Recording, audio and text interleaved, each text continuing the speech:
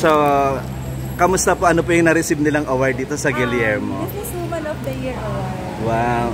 So, kamusta po? Gaano kahalaga yung ganitong award po sa katulad ninyong host and then yung mga business women po? Sobrang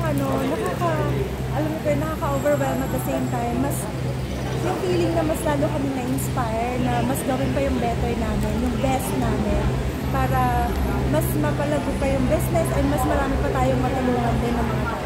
Pang ilang award nyo na po ba ito? Parang hindi na rin mabilang yung success nyo po, yung mga artists na sumusuport po sa inyo. Ano po yung aaban? Maraming pasabog po ang ang Luxlin, di ba? Especially po ngayong June.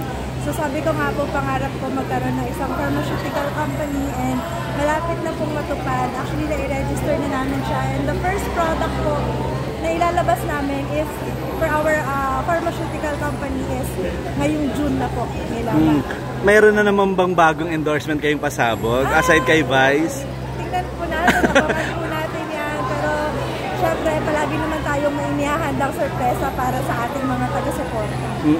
Ano ba po yung mga aabangan sa mga, dun sa mga ibang mga projects nyo po sa showbiz, may hosting, di ba?